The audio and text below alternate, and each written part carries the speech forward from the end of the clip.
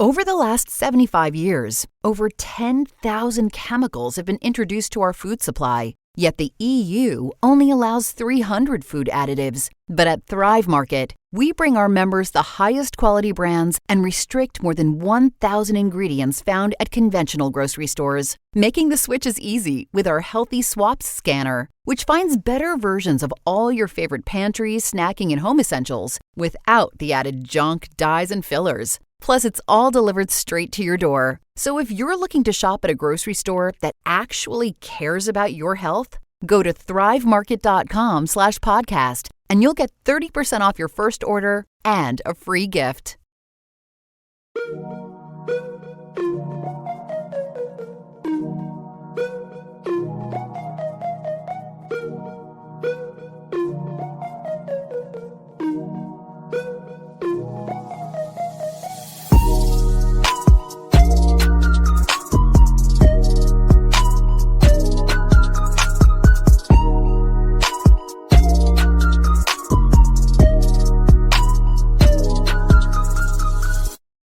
And welcome to another episode of Second Saints. John Hendricks alongside Ross Jackson. Hope everybody had a great Christmas and hope you didn't get too much Grinch action other than that Saints game that we had to sit through on Monday Night Football. But Ross, how's it going, my man? How was your Christmas? Great, man. Great. Glad to be home, though. But it was very nice to get some family time in and enjoy that throughout the week. And so, but grateful to be back and grateful to be ready to wrap up this season for the New Orleans Saints. How's everything going for you, man? Going great, man. The kids got spoiled. I've never seen so much Lego in my life, and so it's always a good time when they get spoiled. And my oldest, his birthday's New Year's Eve, so it's my stepdad's birthday. Okay, cool, nice. Awesome. So yeah, it's it'll be a nice little gift when he gets older. So, But yeah, man, everything's great, and look, we're chugging along. It's hard to think this is probably our second to last show of 2024. It's been a crazy year, and wow. I mean, there's a game we get a preview like we have done, every week and such. And okay, look, it's the Raiders and the Saints. And again, we'll talk about this game in so many ways. We might talk about it without talking about it. But I really want to kind of start here because what's fresh right now is, and what's kind of the hot topic, hot button is the Saints head coaching search, right? And we've heard plenty of things. You've previewed candidates. I previewed candidates. We've talked about, Aaron Glenn probably being the front runner here. Joe Brady is obviously the betting favorite right now. Darren Rizzi may not have the most realistic shot depending on how these final two games go. Then you're looking at Mike Vrabel as another guy that's on there. But, look, the main thing is as a report came out from NFL Network, or their story rather, talking about Mickey Loomis is tending to sit with familiarity, and that would possibly mean that Aaron Glenn's the next head coach of the Saints. Probably not that surprising. I think that's kind of tracking with what we've kind of heard as him in the driver's seat, if you will. But your thoughts on that?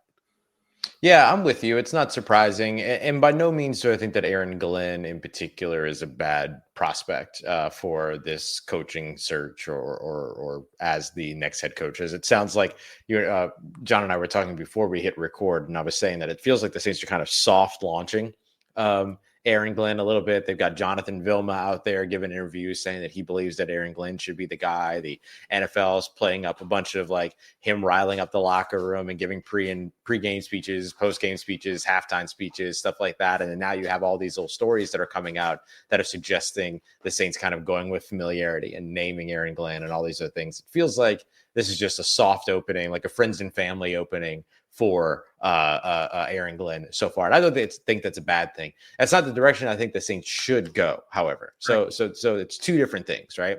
I think that the hire could be the best hire in terms of the group of familiarity hires. But I think the Saints should go away from familiarity and really turn the page like they did back in 2006, continuing to go back to try to grab coaches that are a part of the former glory. I think is going to end up just recycling the same thing, right? Yeah.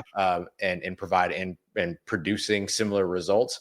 I think the biggest thing that the Saints can do moving ahead now is turn the page, go to somebody completely new, someone that they don't have an existing relationship with, and go and grab the best candidate from outside of the facility as they can. Yeah, and I think as we get into the offseason, I'm very curious to see if me and you are kind of on the same wavelength, because I've got my guy kind of mapped out already, and it's nobody's really talking about him.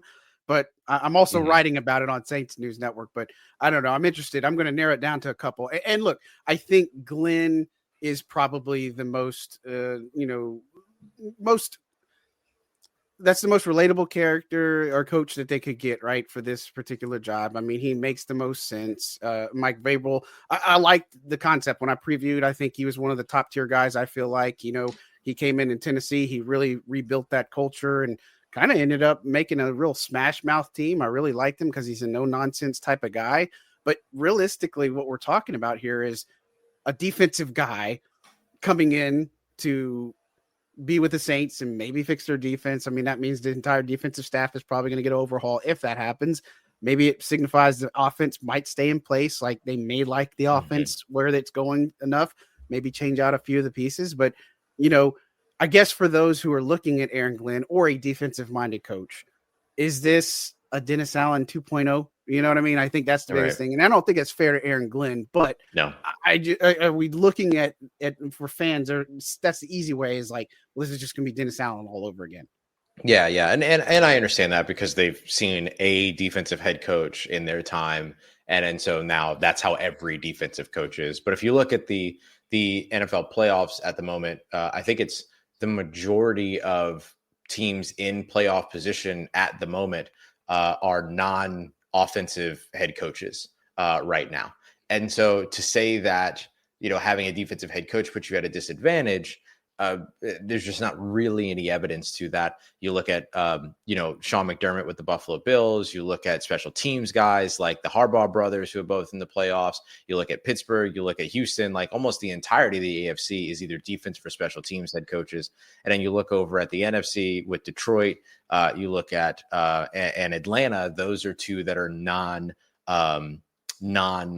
Oh, sorry, and Washington actually with Dan Quinn Mm-hmm. are all non-offensive head coaches. And so you can find success with a head coach that's not an offensive head coach. The issue that becomes the challenge is, can you replace your offensive coordinator every time that you find an offensive coordinator that is successful and they get 1 year and then they become a coach somewhere else in today's day and age? That's going to be the tricky part.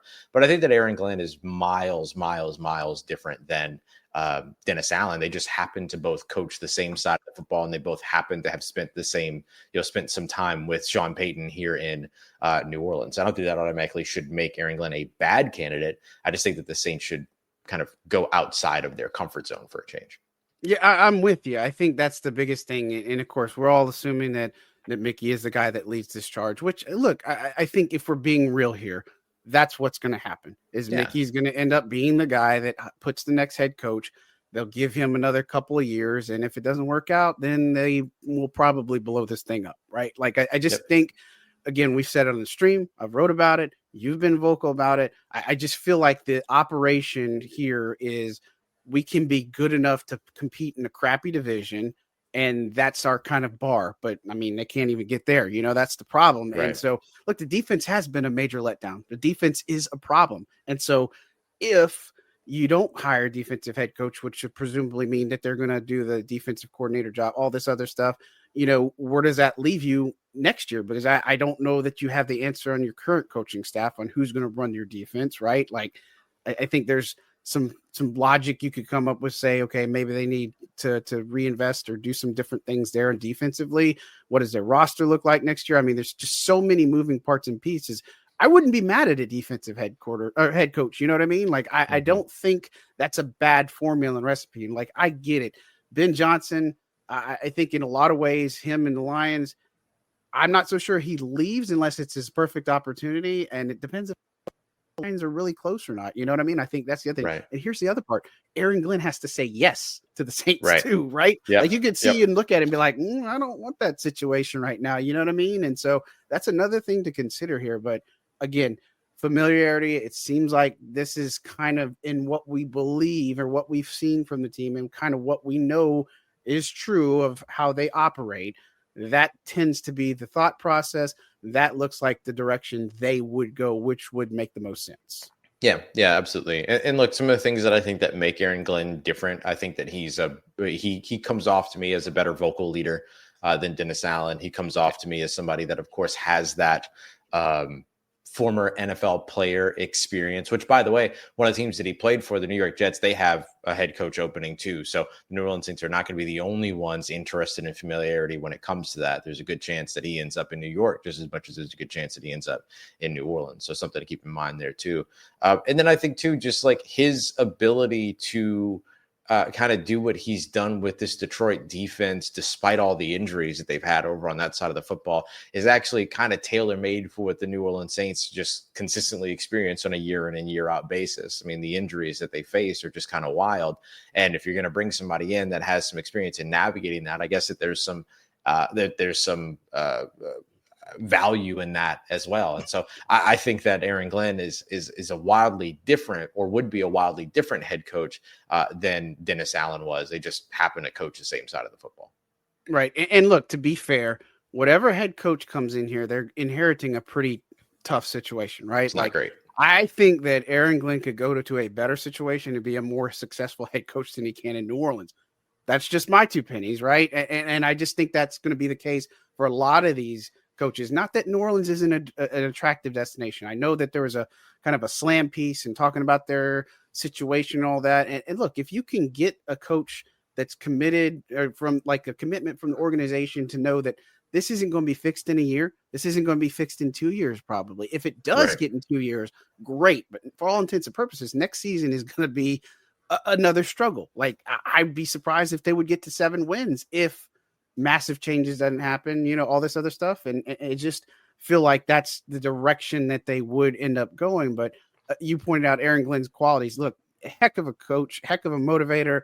Dude will get in your face. He will hold you accountable, but he's got the football IQ. He's got so much more talent to him. And I don't mean that as a knock to DA. DA was a fantastic defensive coordinator. He is, and that's probably where it should have stopped, is right. Mm-hmm. Like, he just shouldn't have been a head coach. He had a shot. He came in here, tried it, said the wrong things, all this stuff. I don't get the sense that would be Aaron Glenn in a nutshell, but I feel like Aaron Glenn carries himself a lot differently. You mentioned the NFL experience. I mean, he played a heck of a lot of football, right? And so I wouldn't be too upset with Aaron Glenn. I just don't think whoever it is, if it's Glenn, if it's Mike Vrabel, if it's Joe Brady, if it's, an outside candidate, I just don't know that they're coming into the best situation. And if I'm the front office, I need to have some, if I'm a coach with this front office, I need some assurances that I'm not going to get ousted after 1 year or 2 years because of the situation that the Saints have caused themselves. Absolutely. And this is where like the Aaron Glenn factor gets to be really tricky to navigate, because if I'm Aaron Glenn, I love the idea of going back to New Orleans. I love the idea of going somewhere and working with a front office that knows me, that trusts me, that believes in me, all these other things, and it's willing to give me that opportunity.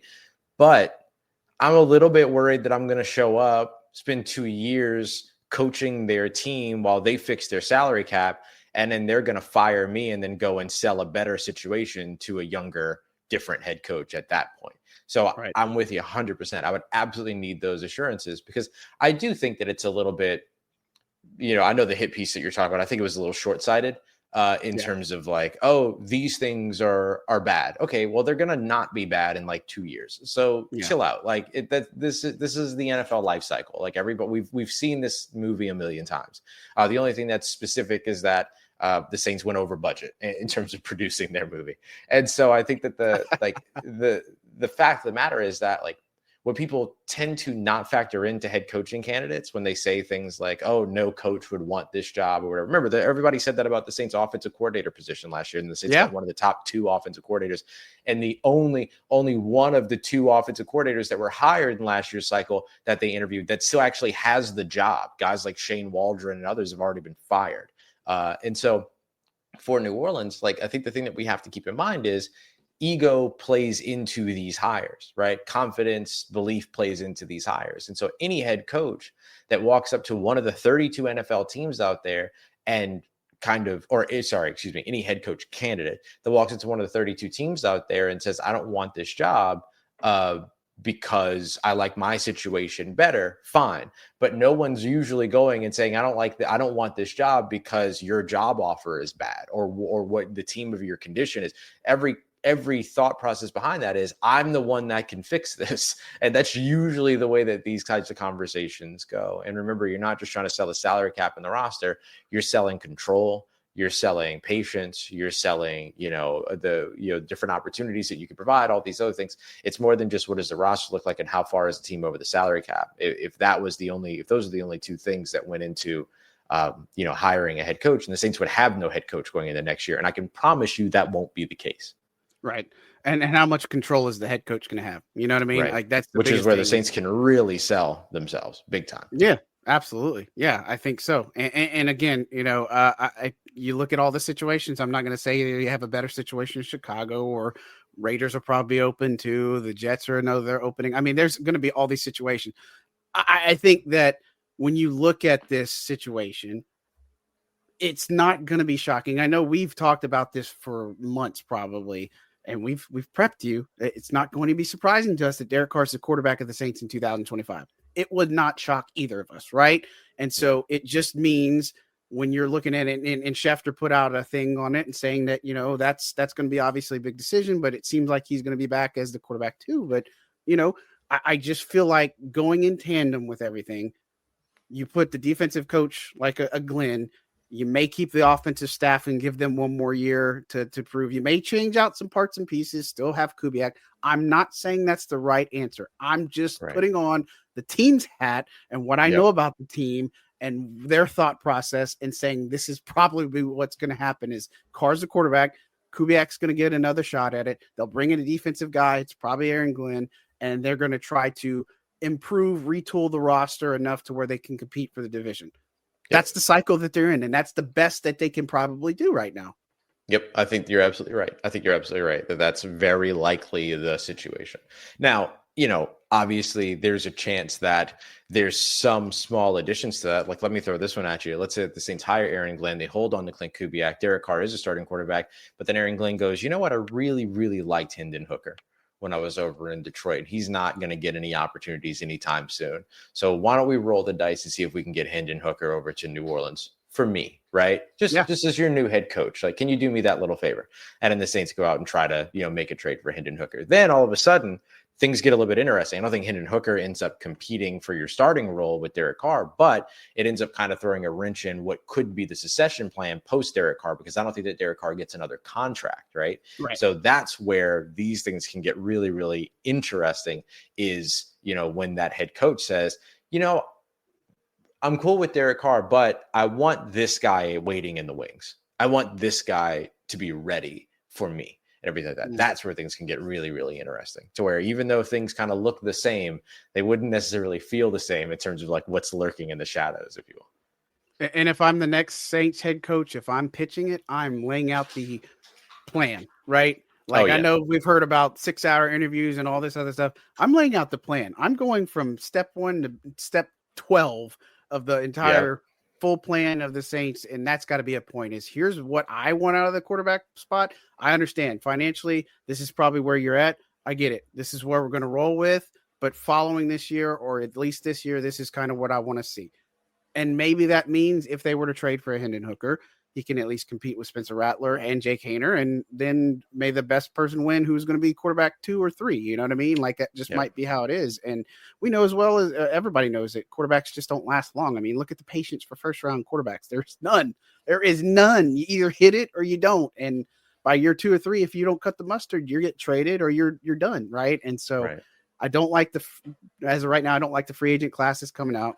And Kirk Cousins, no, let's put a stop on all that. That ain't going to happen. All that other good stuff. But, it's just fascinating because I do feel like the next 2 months for this team, maybe it's just realistically the next month of this team, I would be shocked if they don't have anybody in place by the end of January. But again, there's a lot of moving parts and pieces, and it's going to go from speed to execution really fast. And I think they got to be at least holding those conversations now to say, okay, when the Lions get in the playoff, if I'm doing Aaron Glenn's interview, I'm going to make sure to make those contacts, do what I got to do. I mean, that has to happen. Yeah, you got to get that all set up. I don't know. I don't know what the timeline is going to be. That's going to be an interesting one because I mean, Detroit's a Super Bowl team, man. Yeah, if they get there, right? That's a good call. Like, that's a Super Bowl team, and so that impacts your timeline a lot too. But here's where that gets scary. The Saints pushed that deep into the conversation to post Super Bowl for a head coach hire, and then Aaron Glenn says nah, and then goes somewhere else or stays in Detroit, and then your head coach pool has potentially dwindled. We don't know for sure that it will by that time, but that's the risk that you take pushing things down the road. But I will say this, if that's your top candidate, you're willing to do that. You wait, you go out there and you go and get the guy that you want to go out there and get. And because Ben Johnson's going to be in such, he's going to be such a highly desired head coach option, there's a chance that the coaching cycle as a whole doesn't really move until we figure out where he's going, if he's going anywhere. So that could work in the Saints' favor as well, that really the number one and number two candidates for this year's hiring cycle are probably both the Detroit Lions coordinators.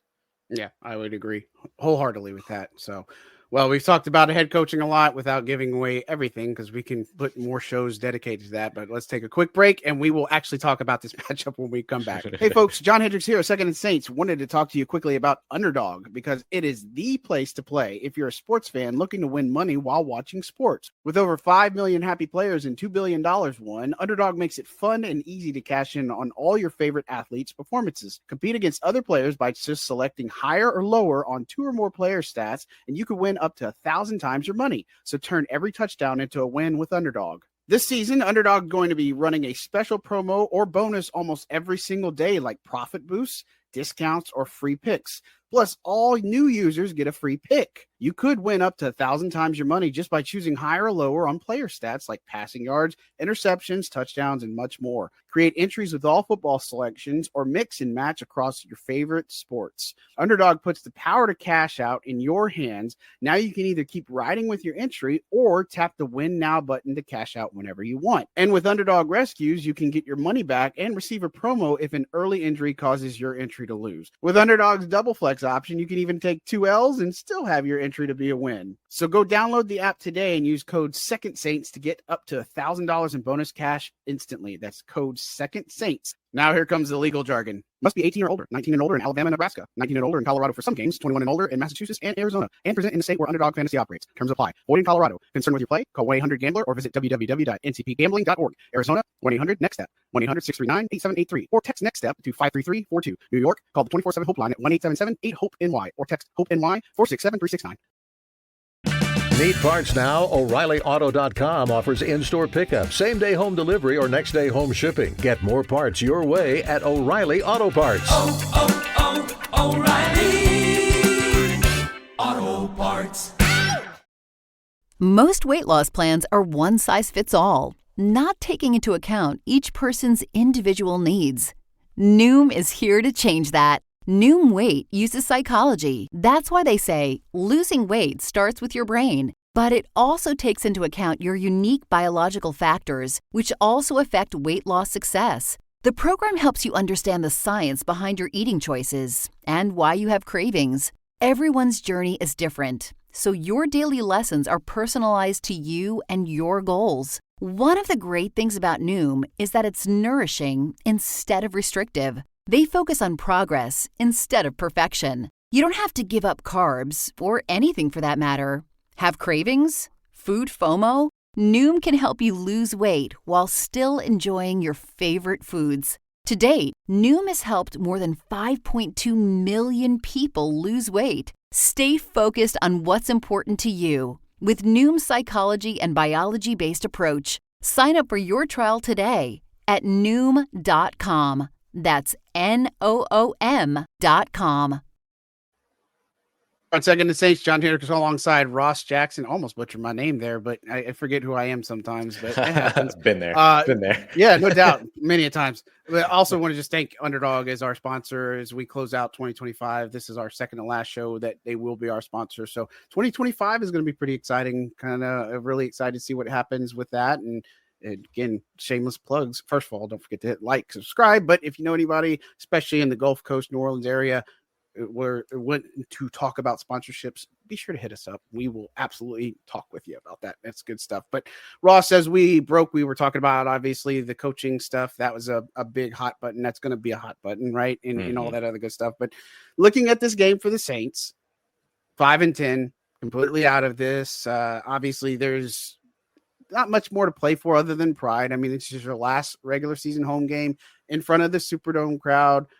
This could be the last game for a lot of guys in black and gold, right? You know, you wonder about what's the future of Cam Jordan? What's the future for, Tyrann Mathieu? Again, I don't take anything for granted. Demario Davis, I believe that Demario will be back, but there's obviously an acclimation period. They want to take the time to see if they want to continue playing football. That's obviously a big thing, but some of the guys with contracts and free agents and stuff, some aren't going to be back. Some are just not going to be given an offer to come back. You know what I mean? And so it's an important game for, them, obviously these next two games, or these final two games, if you will, but it's Spencer Rattler starting. No Alvin Kamara, still with that groin injury, although he is making some progress. Probably going to see him in the season finale. No Derek Carr at practice, still making progress. I know people have kind of said, why isn't he on IR? Maybe he plays in the finale. Maybe he doesn't. That's kind of been an interesting situation. But what do you make of this? Because obviously the Raiders and the Saints aren't great, Bob, right? And so, right. What are you looking for out of this one? Because again, if you're a fan, you've seen the broadcast market. It's struggle bus, right? And of course, it makes sense. Yeah. And I'll say real quick too, there's no reason to put Derek Carr on injury reserve. Absolutely no reason to do that. There was no reason to do that. It doesn't matter. People get so hung up on the idea of they could have used that roster move for something. What? Name one. Put Ben DiNucci on the roster? I mean, right. What are we doing? What are we doing? Especially with the way that the practice squad now works, adding a guy to the practice squad, as we see here this week, actually, with Clyde Edwards-Helaire coming in and being elevated for this game. He will make his debut as a New Orleans Saints running back, which he told me is a dream come true, by the way. What a cool dude. But that's not having put Derek Carr on injured reserve doesn't mean that you win games somehow towards the end of the year. It doesn't make any sense. But anyway, I digress from that. The thing that I'm looking at mostly in this game is the fact that this is yet another opportunity to continue to try to get a full or as complete as you can an evaluation on Spencer Rattler as a potential starting quarterback in the league. He's 0-4 for starts right now, but I wrote down the numbers.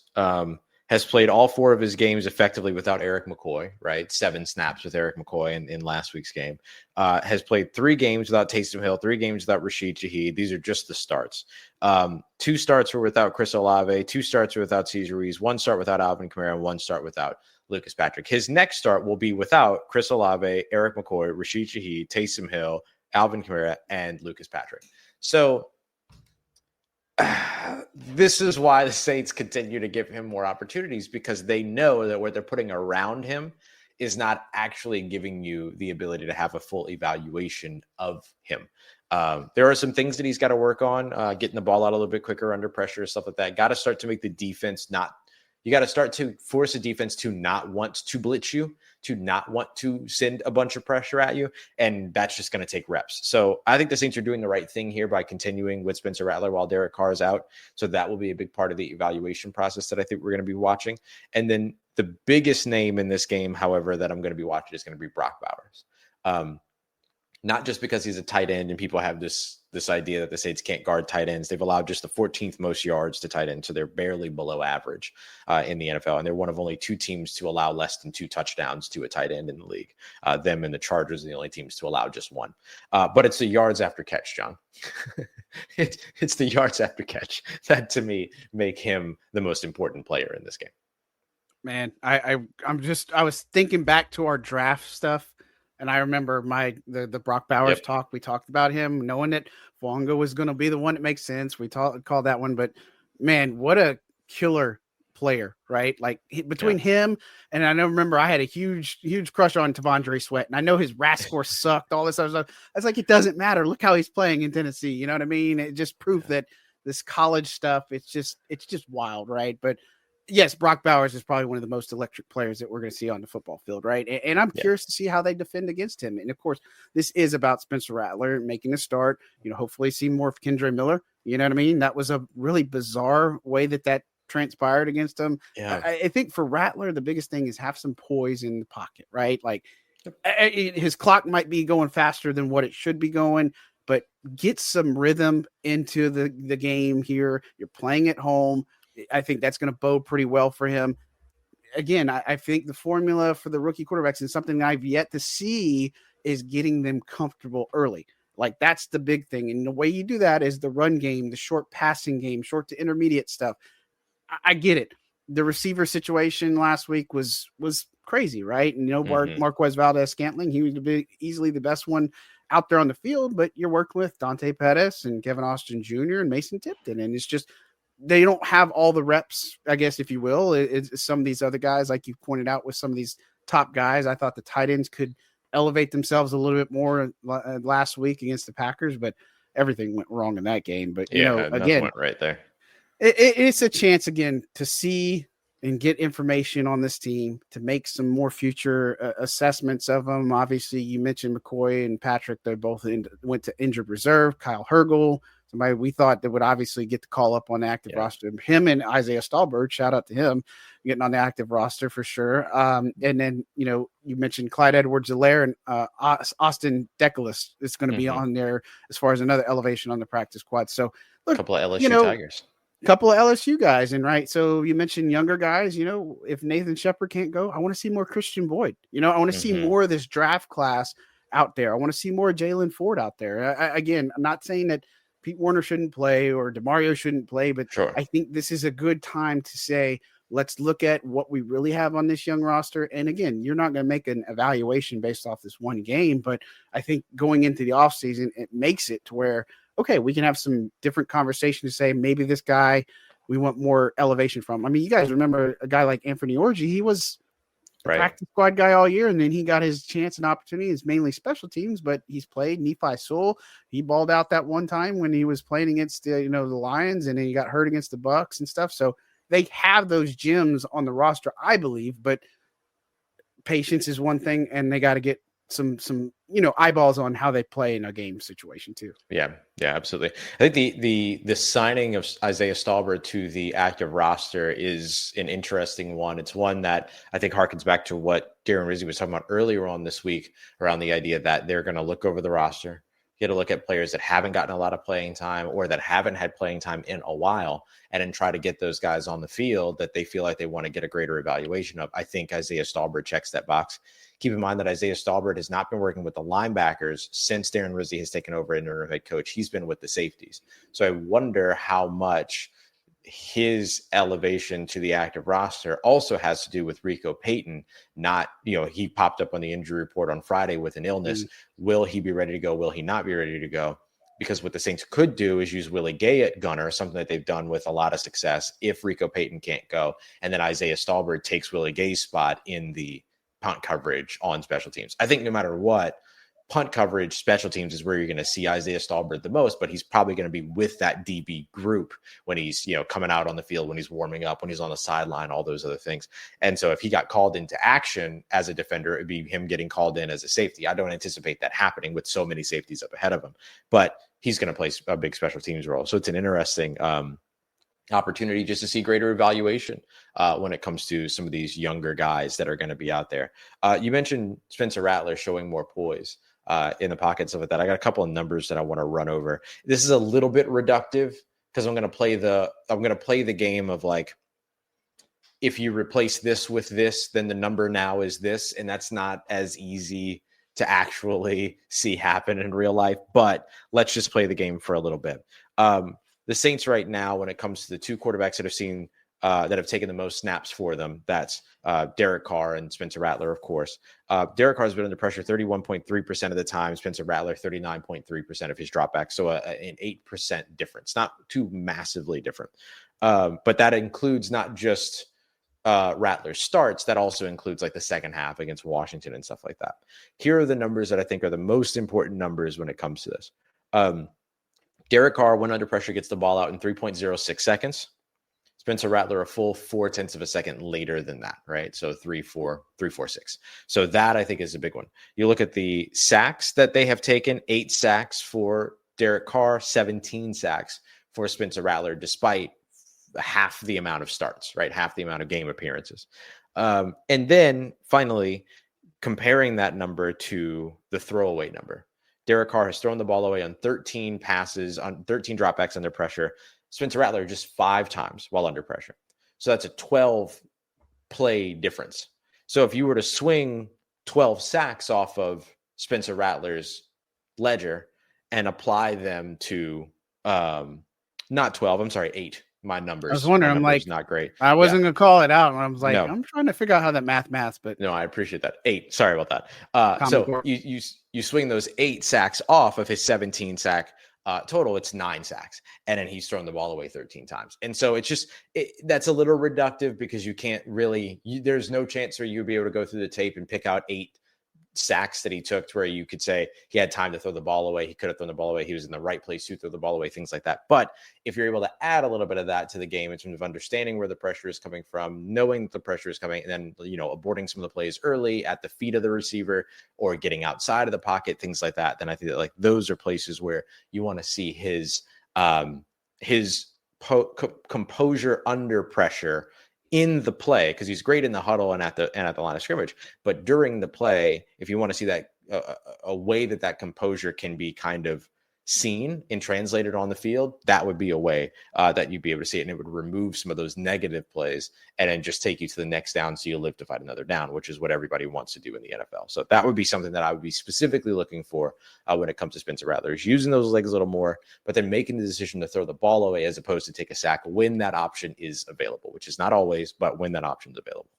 Yeah, I mean, you don't have to hit a home run every single time. Right. And the thing is, I get it. You want to make something happen, do all these other stuff. You extend the play with your legs, good things can happen. Hell, and you see what happens against the Saints when that happens. You know what I mean? Like, It always happens on the other way. But, again, I think if you can get him comfortable and settled and come up with a game plan that he can execute as a rookie, I'm not saying he can't handle more or anything like that, but give him something that he can handle and execute on that's going to help him build some confidence. And then you can start stacking from there, if you will. Again, I just, that's how I see it. You know what I mean? Yep. I just think that that's his best friend, and look at some of the rookie quarterbacks and success they've had.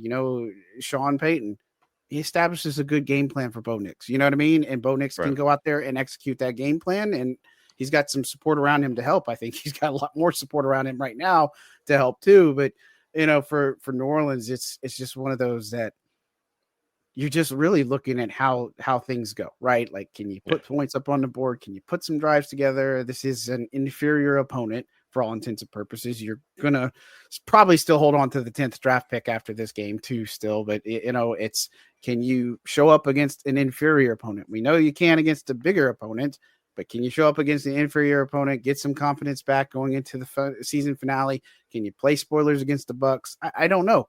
It's just, that's the tough part, is I don't know what's going to happen. But I'll tell you this though, defensively, when you have 27 plays and 2 drives, that's just not going to cut it either. So I just feel like that also puts an extra pressure on the offense where, you give up a 10-play drive, a touchdown, and then you go out 3 and out, and you do a 17-play drive and then a touchdown, and then you go 3 and out or whatever it is. That's not winning football, right? And again, defense has to play better. I feel like they can play better in this game. I expect some better pressure packages on this one, but this is really, I don't think a crazy formula to beat an inferior team. Can they execute? That's my only question. Yep. That's going to be it, man. And can you find some life in this offense if the run game can't get going? Can you find some life in this offense? Like, I feel like we haven't talked about enough all throughout the season, not just us, but like as a whole, we haven't talked enough about how underwhelming the Saints offense has been. Whether it's because of its predictability in certain cases, like the 3rd and short pitches and that gimmick, like it worked a couple times and then they continue to go back to it. It doesn't work. The identifiers that come with Adam Prentice being on the field or Dallin Holker being on the field, or, when this player's in motion, how often they do, how often that results in these things, their 2nd and 10 play calling, those types of things. Like, there's been a predictability to their defense and to their offense. And I think that has a lot to do with the injuries, right? Like, you can only do so much with all of the backup guys that you have out there. But the backup guys have been starters for multiple games now. So at some point, you'd like to see things tick in the right direction under those guys. And so I think it's time for Klint Kubiak to kind of show that as well, because there's just not an excuse anymore. Like, I understand it's not Chris Olave, it's not Rashid Shaheed, but you've gotten several starts out of Kevin Austin Jr. You've gotten several starts out of Marquez Valdez-Scantling. You've gotten several starts now, with this tight end group. You had a whole season with this tight end group. You had a whole season with some of these guys on the offensive line, and still an inability to be able to pivot, produce, adjust if that run game isn't happening. And so I think that that's a big thing that I'm looking for in this game too, is like you mentioned, it's an inferior opponent, but by all intents and purposes, when it comes to passing offense versus passing defense, rushing offense versus rushing defense, the Raiders defense ranks better. Mm-hmm. So you have an opportunity out here to go and do something against a unit that ranks, at least on these kind of like high level major statistics, team statistics, that ranks better than you. So can you do it? And can you show that you can do things without everything going perfectly? And so far, that's what the kind of offensive experience has been for New Orleans. And again, I acknowledge that some of that has to do with the injuries, and I'm sure the injuries have a lot of impact on that. You don't really have your full playbook available to you, but with so many players now having so many starts, you should have at least started seeing some kind of improvement, and we have not seen that. Yeah, I think that's what's been most disappointing now about the Darren Rizzi tenure. Like, I get it. You go aggressive. They've been interesting. But last Monday night, or in the Monday night game, it just looked like they weren't ready for anything. You know what I mean? Like, it just looked like a cluster. And it was a train wreck. I mean, it was just all the things. And look, I don't know that single game is what's going to maybe get Darren Rizzi not the head coach of this team next going forward. But, is there any saving grace for him if he beats the Raiders and he beats the Bucks? I don't know. I don't really think that's the case. But at the same time, that's going to end up being another one that you're going to have to replace, is that special team staff, because he's not going to stay on. You know what I mean? He's just simply not going to stay on when it's all said and done. And Riz has a lot to do with it. If you lose a Darren Rizzi, he's one of the most active guys when it comes to scouting and all this other stuff. When they, you look at Rashid Shaheed, Darren Rizzi leading that charge, Charlie Smith and Isaiah Stallbird. A lot of these guys, these undrafted guys, are because of Darren Rizzi. Mm-hmm. I'm just letting you know, like, that's just how it goes. Yep. Deontay Hardy back in the day. I mean, there's a laundry list of them that they are able to go find. Now, I don't know how that works in the offseason, but I mean, again, this is the final 2 games for Rizzi as interim head coach here. And I'd love to say that I think that they're going to go out with a bang here in New Orleans in front of the crowd, which I expect to be pretty sparse and such. But, what do you think? How is this going to play? Yeah, I completely expect to see a lot of silver and black. Yeah, considering how much burgundy and gold we saw against the Commanders, knowing how, like, you don't have to travel as a Raiders fan. You just kind of are where you are because there's so many all over the country. I expect to see a lot of silver and black. Look, I think the Saints are going to be able to pull this one out. Like, they should. Let me say it that way. They should win this game. Right. And for the most part, Darren Rizzi's teams have won the games that they should win. They have not been able to stand up to the opponents that they're outmatched by, but I don't feel like they're outmatched by the Las Vegas Raiders. And so I think the Saints will win here. There's no reason not to. They're not going to improve their draft position, like you mentioned earlier.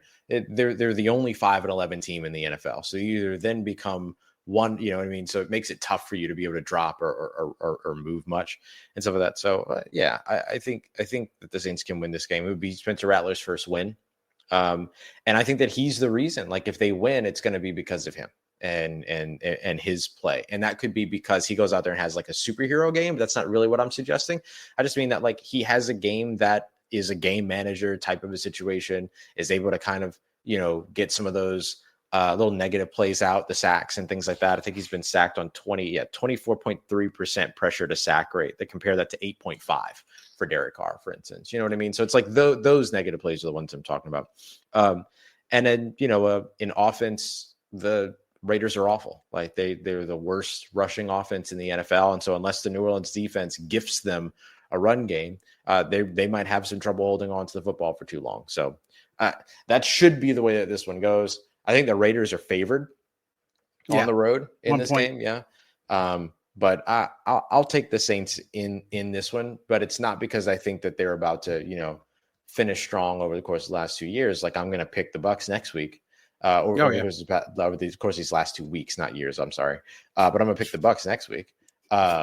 It's just like, this is a circumstance where it feels like, yeah, the Saints are bad, but man, the Raiders are much, much worse.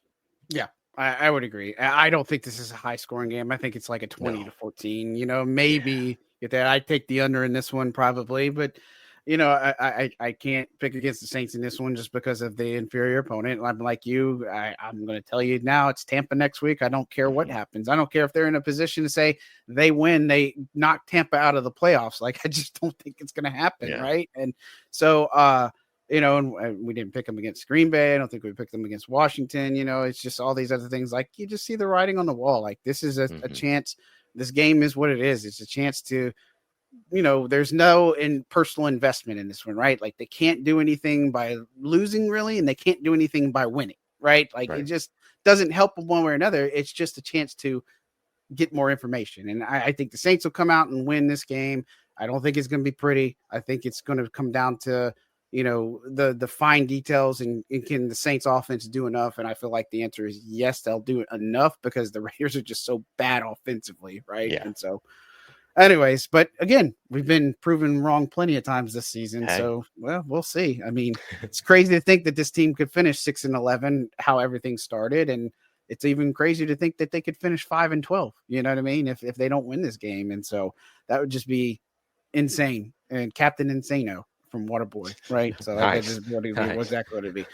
All right, so my man, as we wind this one down, what you got coming up on Locked On and LouisianaSports.net?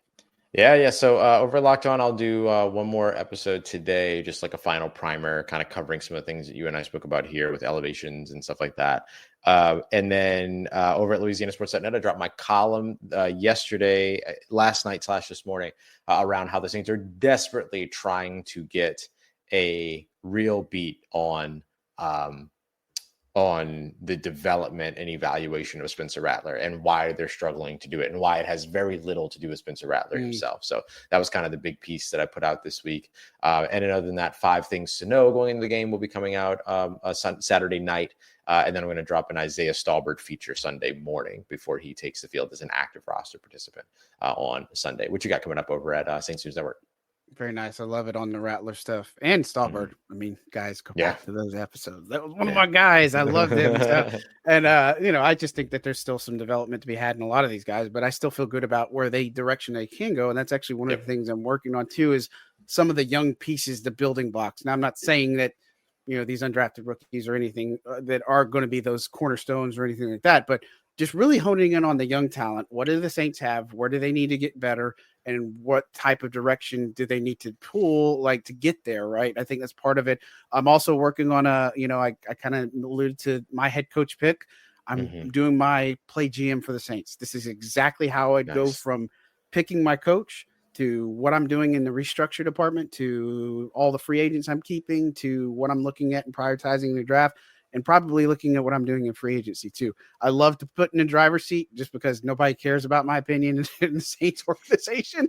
Fans might, but again, my head coach pick is not probably, you wouldn't be surprised, but I've got 2 in mind, at least my top 3 bucket list, but I've got 2 in mind.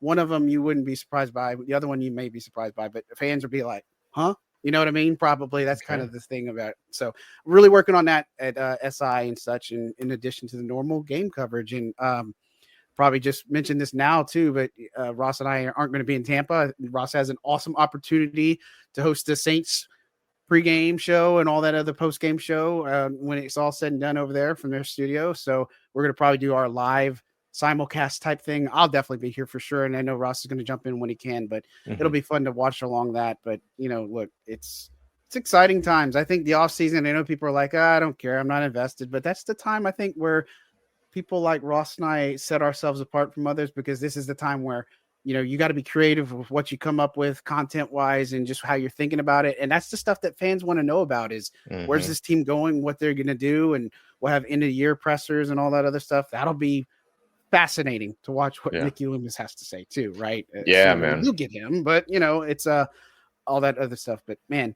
what a ride it's been this year so far and this season. When we were doing training camps, man, I just don't think I ever saw this coming. Yeah. Don't. Yeah, I took the Saints to be under 7.5 wins. You did. Yeah, but I didn't expect it to look like this. I knew it was going to be injuries, though. That was the one thing that I knew. It was going to be getting the offense under their belt, which really wasn't an issue, at least at one point. And then it was the injuries, and it's just decimated this team. And again, I wrote this too on the things that they should take away this season, and they can take away from this season. Injuries were not their only problem. And if they sit and hide behind that, that is a massive failure. You cannot. Very true. So it just happens, but I'm going to get off that soapbox. But look, guys, really appreciate you tuning into our Second and Saints show. Don't forget to hit that like, subscribe button. A lot of cool stuff coming down the pipeline as we get closer to the off season, but we'll be back on Sunday to do our post game. And then we got one more of these games to kind of talk about. Then it's going to be off season mode, and it's going to be a doozy. Also, make sure to stick here with Ross and I. Follow him on Locked On and support LouisianaSports.net and check out Saints News Network for all the coverage for Saints. And of course, if you ever see us out and you're at the game or anything, let us know, because we'll come check you out and say hey and all that fun stuff. We've met some great fans and supporters of the show. I missed that live show we did in Los Angeles. That was such a fun time. Like our 2024 replay bucket list. I just so many good memories from this show and what we've been able to do this year. But anyways, on behalf of Ross, I'm going to say thank you so much, and he can say it too. No, I'm not sorry. I'm not going to put you on the spot. No, just kidding. No, thank you. Seriously, absolutely, thank you. We appreciate all of the support and all the love. Means the world. Definitely. Yes, we do. Definitely. So much. Just giving two regular guys that love covering this team a platform is just something amazing, right? So, but that's going to do it for us. Definitely thank you so much for tuning in. We will talk at you very soon. John Hendricks on behalf of Ross Jackson signing out. Love you. Need parts now? O'ReillyAuto.com offers in-store pickup, same-day home delivery, or next-day home shipping. Get more parts your way at O'Reilly Auto Parts. O'Reilly.